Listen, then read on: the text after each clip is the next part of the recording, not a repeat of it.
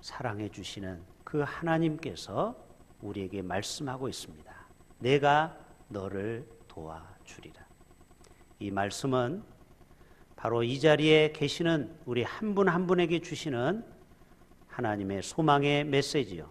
또 따뜻하신 주의 위로가 또 이 자리 가운데 우리에게 주시는 은혜의 말씀이 될 줄로 믿습니다. 지난주에 우리나라 안보 담당 장차관급이 미국의 대선 후보들을 만나고 왔습니다. 지금 미국에는 2주밖에 남지 않았습니다. 대선이. 그렇기 때문에 이 한미 관계가 동맹을 다시 한번 강화를 시키기 위해서 양쪽 후보를 만나서 다시 한번 우리의 그 우정을 다시 한번 재확인하는 시간이 되었습니다. 왜 우리가 미국에게 이런 관심을 갖는 것입니까? 미국이 우리가 위사시에 도움을 우리가 받을 수만 있다면 참 좋은 것입니다. 아무리 우리가 자주국방을 이야기하지만 만약에 미군이 완전히 군사를 철수한다면은 저 북한에서 또 잘못된 판단을 가지고 중국과 힘을 합쳐서 또 핵을 가지고 우리나라를 위협할 수 있기 때문에 미국의 도움이 절대로 우리에게 필요하기 때문에 이번에 우리가 이렇게 사절단을 파송한 것입니다. 여러분, 이 세상에 혼자의 힘으로 살아갈 수 있을까요? 국제사회도 서로가 도와주고 끌어주는 관계가 필요한 것입니다. 사람이 어린아이가 되어서 태어나가지고 성년이 될 때까지 많은 도움을 받습니다.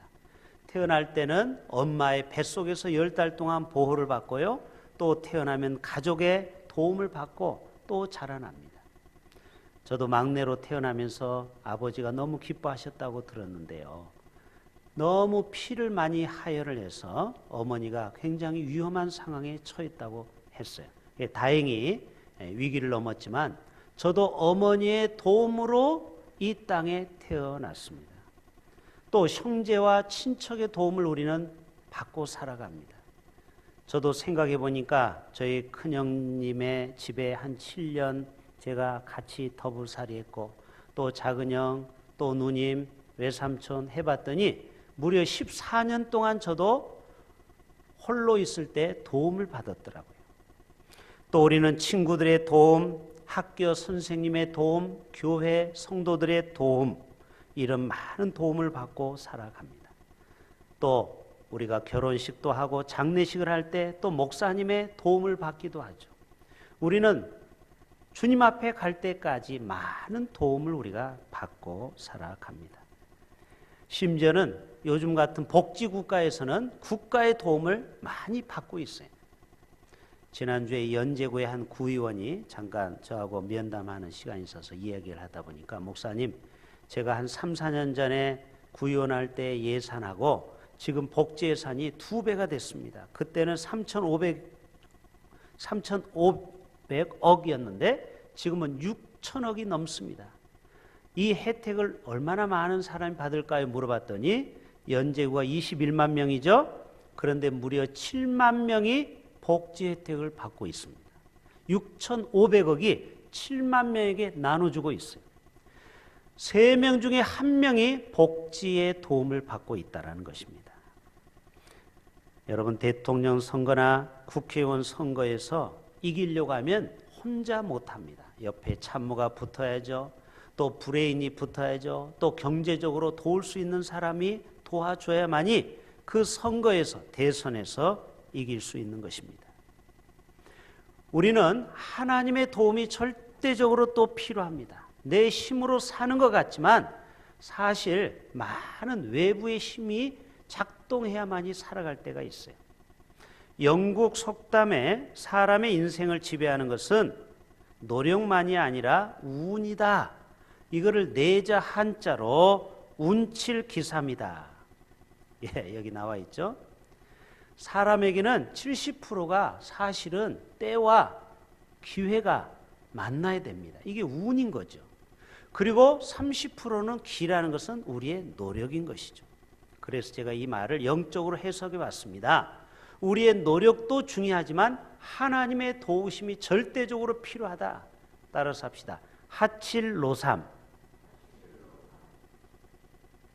국어사전에 없는 말이에요. 제가 만드는 말이에요. 신조어입니다. 하나님의 도우심이 칠할이에요. 칠할. 그리고 우리가 노력도 하죠. 열심히 공부도 하고 사업도 하고 일도 하죠. 땀을 흘리죠.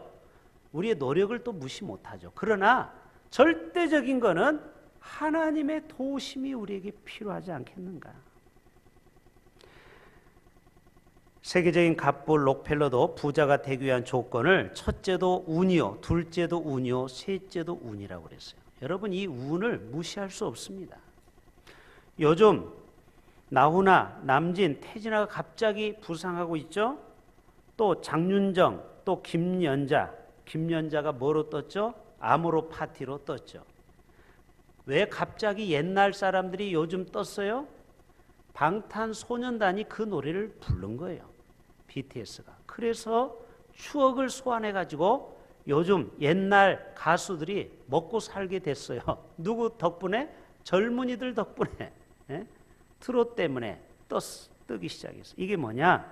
다 이게 운과 때가 있다라는 겁니다. 여러분, 오늘 본문으로 돌아가면은요, 오늘 본문의 내용은 이사야 43장과 44장을 같이 우리가 동시에 해석을 해야 되는데, 44장 1절과 2절 오늘 읽지 않은 내용을 제가 읽습니다. 나의 종 야곱 내가 택한 이스라엘아, 이제 들으라. 너를 만들고 너를 모태서부터 지어낸 너를 도와줄 여호와가 이같이 말하노라. 나의 종 야곱 내가 택한 여수르나 두려워하지 말라. 오늘 또 여호와께서 우리를 만드시고 우리를 지으셨는데 우리를 도와주겠다라는 것입니다. 하나님이 할 일이 많으신데 정말 우리를 꼭 그렇게 도와줘야 되느냐? 한번 제가 생각을 해봤습니다. 왜 하나님이 우리를 도와주겠다고, 내가 너를 도와주겠다고 말씀하실까? 그것은 바로 하나님이 우리를 보배롭고 존귀한 자녀로 눈에 넣어도 아깝지 않을 만큼 우리를 너무너무 사랑하기 때문에 우리를 도와주는 것입니다. 왜 부모가 자녀를 도와주는 거예요? 왜 사업자금을 대주는 거예요? 왜 자녀를 키우는 거예요? 사랑하기 때문에. 하나님은 오늘 또 우리를 그렇게 사랑하는 거예요. 여러분, 흔한 드라마 스토리를 얘기해 볼까요? 어떤 회사에, 제가 한번 상상을 해봤어요. 어떤 회사에 아주 예쁜 자매가 취직을 했어요. 그런데 이 자매는 특별히 백그라운드가 없어요. 그런데 얼굴은 이뻐요. 그래서 그 회사에 우연히 지나가는 회장 아들이 눈에 띈 겁니다. 그런데 이 사람은 정략적으로 결혼할 사람이 따로 있어요. 유수한 기업의 총수의 딸이 있어요. 공부도 많이 했어요. 해외 유학파예요. 조건으로 보면 이 좋아하는 여자하고는 게임이 안 되는 거예요. 그런데 이 회장 아들은 누구를 지금 눈에 꽂혔어요? 이 여자 직원에게 눈이 꽂힌 거예요. 비록 보잘것없고 학벌도 작고 그리고 가정 배경도 없지만 자기가 사랑하는 거 하나로 결국 끝까지 누구를 도와줘요? 그 아가씨를 도와주는 거예요. 그래서 결국은 그 사람을 아내로 택하는 겁니다. 왜 그러는 거예요? 자기가 좋아하기 때문에 그 사람을 무한 도와주고 싶은 겁니다. 오늘 또 하나님은 우리 한 사람 한 사람을 너무너무 사랑해 주시는 줄로 믿습니다. 그렇기 때문에 우리를 당연히 도와주시는 거예요. 오늘 1절 말씀을 한 번 더 상기해 봅시다. 야곱아, 너를 창조하신 여호와께서 지금 말씀한다. 이스라엘아, 너를 지으신 이가 지금 말씀한다. 너는 두려워하지 말라. 내가 너를 구속하였고 내가 너를 지명하여 불렀나니 너는 내 것이라. 저는 초등학교 4학년 2학기 때 하나님이 저를 콜링했어요. 불러서 처음 교회를 나갔어요. 그리고 고등학교 2학년 때 처리하면서 성령 충만 받고 목사로 부르심을 받았어요. 하나님은 우리를 이렇게 지명해서 불렀다라는 거예요. 마치 고아원에 돈 많은 부자가 자식이 없어서 누구를 입양해 갈까 하다가 자기 눈에 띄는 사람을 향해서 원장에게 저기 있는 아이요 하고 손가락으로 가리키죠. 이게 지명입니다. 지명. 손가락 짓자, 명령할 명자. 하나님은 우리를 손가락을 내밀듯이 여러분 한 사람 한 사람을 하나님의 자녀로 선택해 주셨습니다. 4절에 또 이어서 봐요.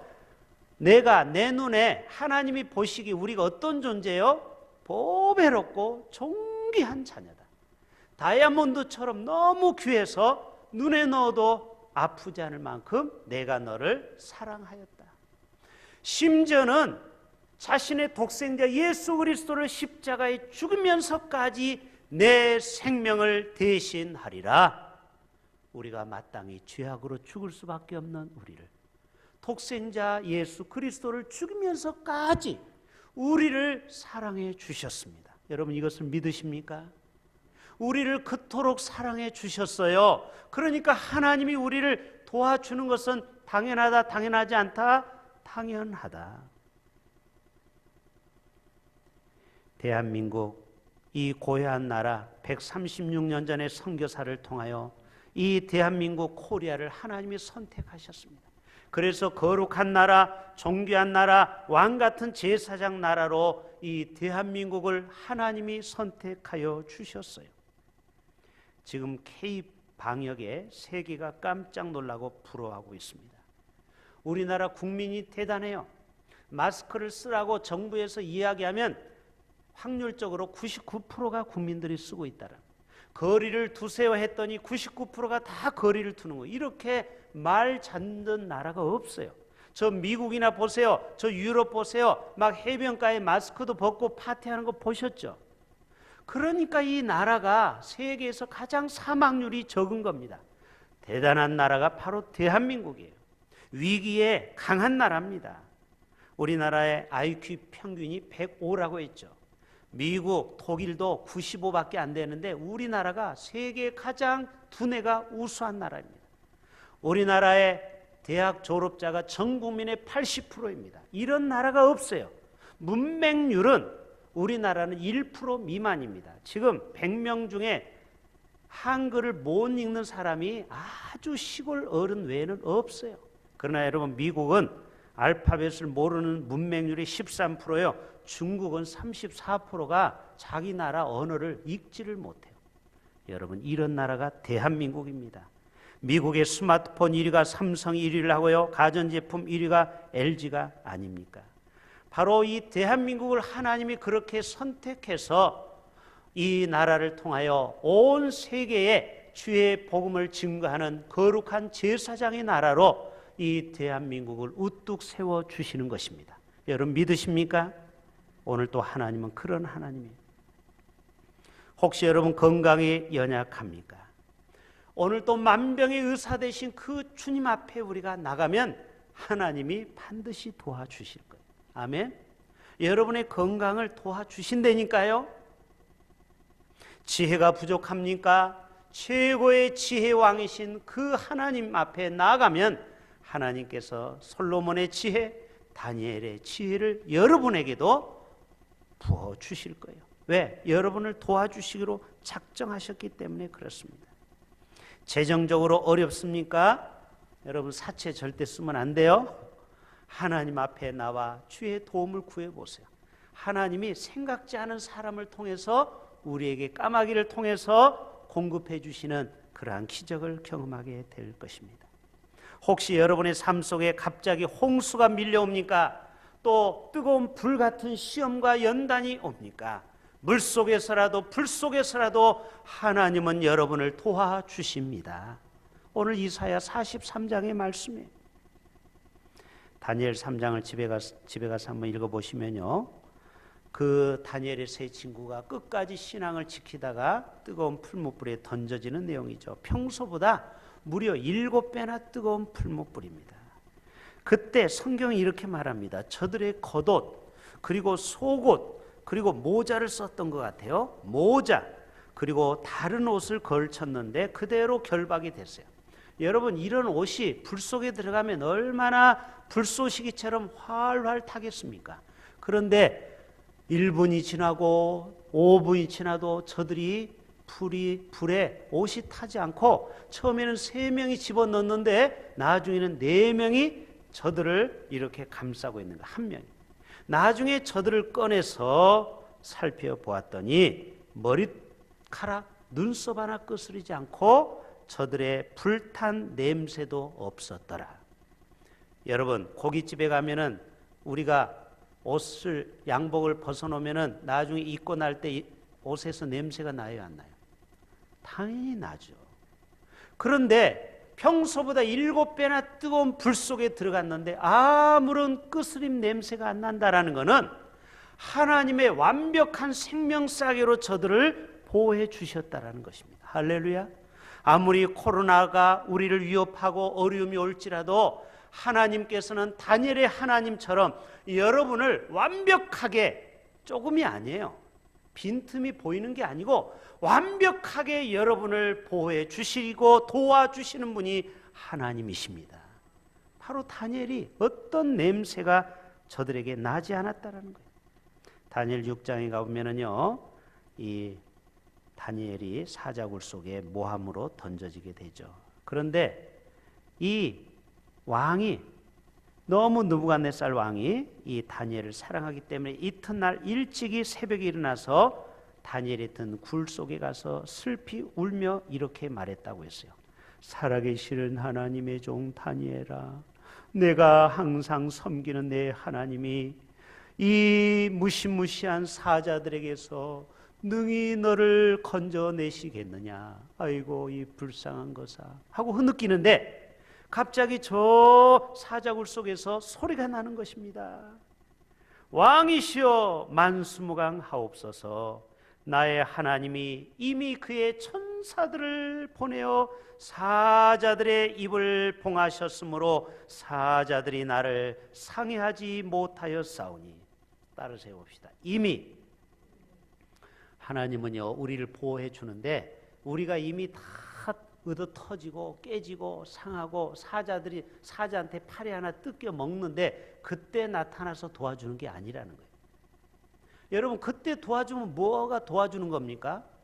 도와준다라는 것은 사자가 물기 전에 이미 천사가 그 굴 속에 들어가서 이미 그 사자들의 입을 어떻게 막았는지는 모르겠지만 그래서 절대 살점 하나 뜯지 못하도록 완벽하게 다니엘을 보호해 주시고 도와주셨다. 여러분, 하나님의 도우심은 불완전한 도우심이 아니에요.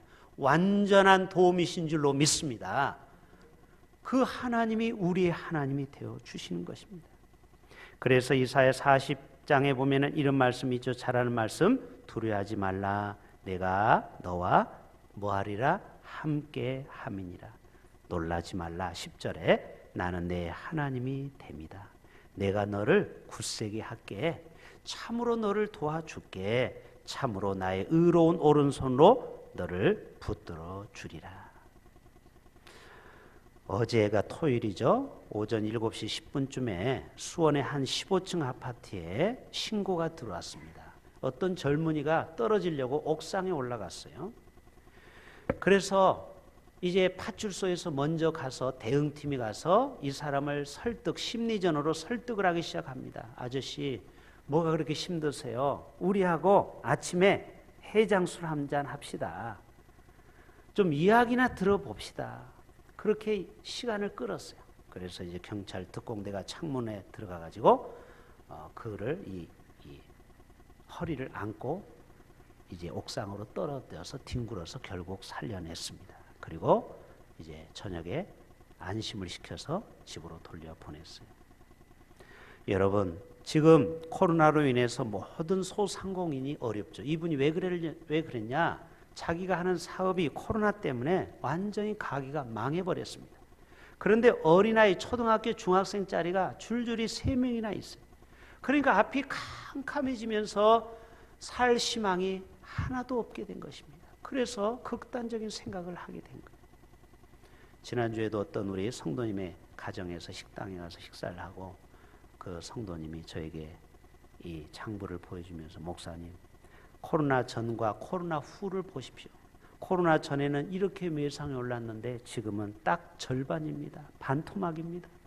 여러분, 지금 코로나 때문에 수입이 3분의 1로 4분의 1로 다 줄었죠. 그러나 여러분, 조금만 참고 인내합시다. 하나님께서 어떤 방법으로든지 우리에게 살 길을 보여주실 줄로 믿습니다. 하나님은요, 생명 있는 자에게는 다 살 길을 주셔요. 아무리 경기가 어렵고 어렵지만 하나님은 생각지 않은 사람의 도움을 주실 수도 있지 않습니까? 까마귀를 먹이고 입히시는 분이, 먹이고 살려주시는 분이 하나님 아니십니까? 시편 121편 오면은 내가 산을 향하여 눈을 들어보아라. 나의 도움이 어디서 올까? 그러면서 이런 말씀이 있죠. 여호와께서 너를 지켜 모든 환난에서 면하게 하시며 또 내 영혼을 지키시리로다. 아멘. 아무리 환난이 와도 여러분을, 생명을 뺏어갈 수는 없어요. 아멘. 어떤 어려움과 환난이 와도 여러분을 반드시 때가 되면 그 피할 길을 주신다라는 거예요. 내 영혼을 지키시리로다. 여호와께서 너의 출입을 영원토록 지키시리로다. 우리나라 보세요. 임진왜란 때, 병자호란 때 얼마나 정말 등잔불처럼 위태위태했습니까? 그럴 때마다 하나님이 이 나라를 지켜주지 않았습니까? 군중들이 일어나고 많은 믿음의 사람들이 일어났어요. 또 6.25 전쟁의 잿더미 가운데서도 우리는 많은 미국의 선교사들이 이 나라를 돕고 세계 유엔에서 16나라가 이 나라를 도와줬어요. IMF 때도, 금모기 때도 다 우리는 극복했어요. 또 메르스, 신종플루, 에볼라 때도 다 우리는 견뎌냈어요. 이 코로나도 반드시 졸업할 날이 올 줄로 믿습니다. 이게 영원히 가는 게 아니에요. 이제 끝날 때가 점점 가까웠어요. 여러분, 사무엘상 7장에 집에 가서 읽어보시면은 미스바 회개운동이 나오죠. 저들이 다 미스바의 광장에 모여서 기도하기 시작합니다. 왜냐하면 블레셋이, 어마어마한 군사력이 강한 블레셋이 지금 이스라엘을 삼키려고 있어요. 그때 저들이 회개하고 주님 앞에 나아갑니다. 이렇게 주님 앞에 나아갑니다. 온전한 번제를 여호와께 드리고 이스라엘을 위하여 여호와께 부르짖음에 여호와께서 응답하셨더라. 사무엘이 번제를 드릴 때에, 따라서 합시다. 사무엘이 번제를 드릴 때에. 여러분, 우리가 어려울 때 하나님이 도와주신다고 했는데 우리가 가만히 감나무에 감 떨어듯이 있으면 안 돼요. 하나님 앞에 나와 여러분의 어려움을 호소하고 도움을 청해야 하나님이 도와주신다라는 거예요. 이 사무엘이 번제를 드릴 때에, 이 말은 우리가 예배의 자리에 나왔다라는 거죠. 번제를 드릴 때에 블레셋 사람이 이스라엘과 싸우려고 가까이 오매 그날의 여호와께서 블레셋 사람에게 큰 우레를 발하여 그들을 어지럽게 하시니 그들이 이스라엘 앞에 패한지라.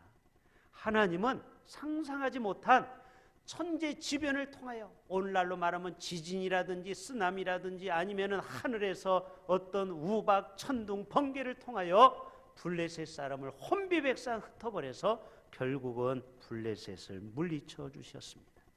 여러분, 하나님이 우리를 도우시는 방법은요, 우리의 상상을 초월해서 도와주십니다. 아멘. 내 계산이 안 나오죠. 답이 없죠. 그러나 하나님은 내 계산에서 벗어나서 하나님의 초월의 능력으로 어떤 역사를 이루실지 우리는 아무도 몰라요. 오직 하나님만 끝까지 신뢰하신다면 그분께서 여러분의 인생을 반드시 도와주실 것입니다. 그래서 찬양을 하는데요, 사무엘이 돌을 취하여 미스바와 센 사이에 세워서 이렇게 말씀하고 있죠. 여호와께서 여기까지 우리를 도우셨다 하고 그 장소 이름을 뭐라고요? 에벤 에셀이라 하라. 자, 요 1절만 한번 같이 불러볼까요? 감사하신 하나님, 에벤에셀 하나님, 살아계신 하나님, 에벤에셀 하나님, 여기까지 인도하셨네.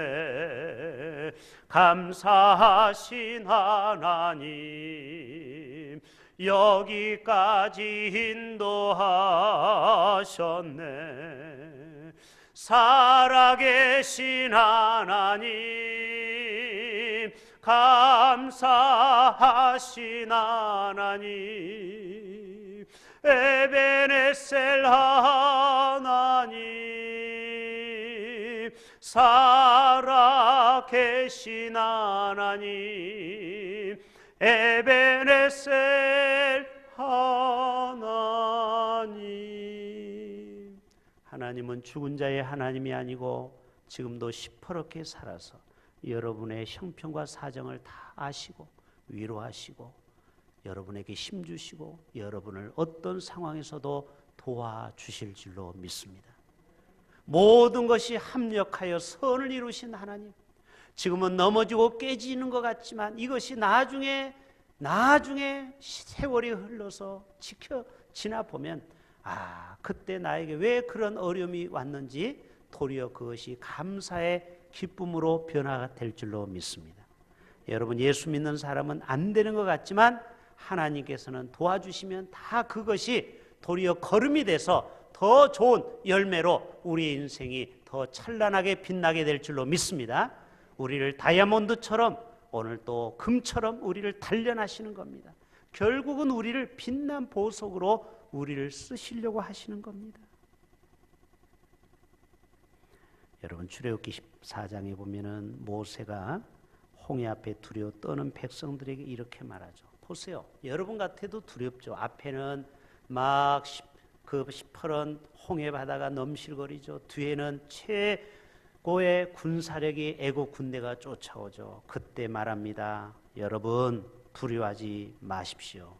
가만히 서서 여호와께서 오늘 여러분에게 어떻게 행할 것을 보라. 여호와께서 너희를 위하여 싸우시리니 너희는 가만히 있을지어다. 그래서 14장에 보면 모세가 바다 위로 지팡이를 탁 내어 밀죠. 자, 이 장면 보십시오. 얼마나 드라마틱합니까? 여러분, 인생이 힘들고 어려울 때마다 이 사진을 한번 캡처해 가지고 한번 간직하고 보세요.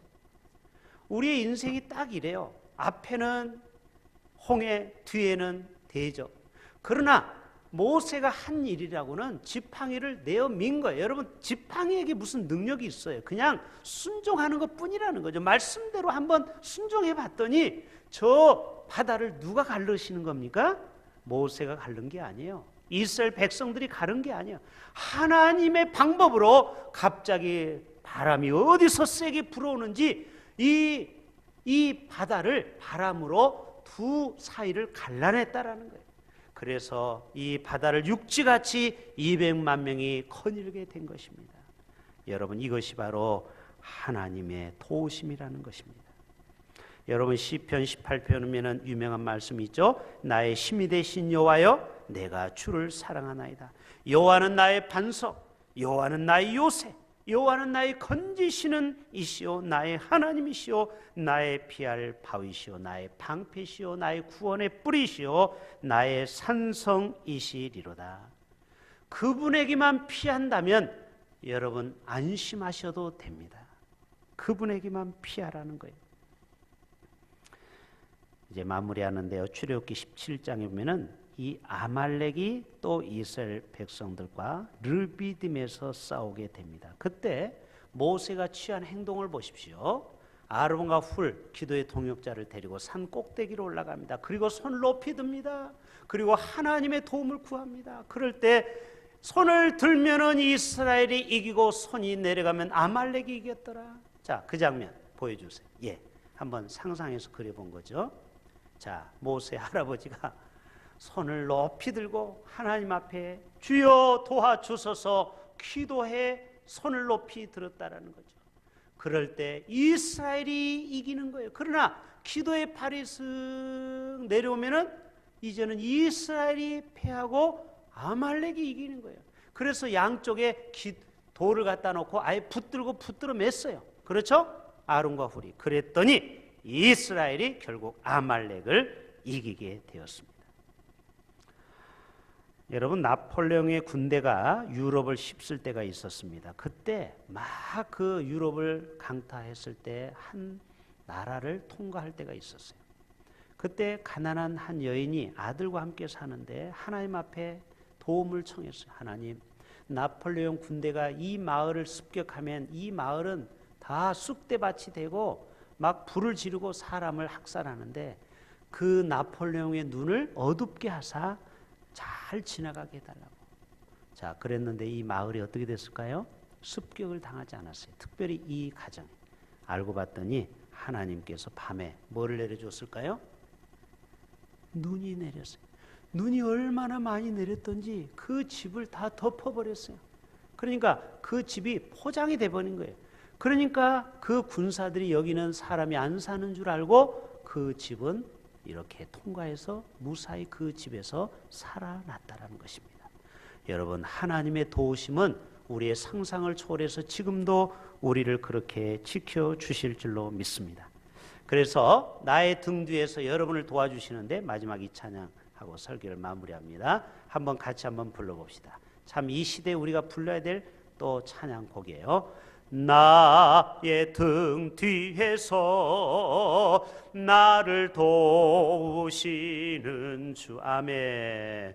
나의 인생 길에서 지치고 고나여 매일처럼 주저앉고 싶을 때 나를 밀어주시네. 아멘. 일어나 걸어라, 내가 새 힘을 주리니.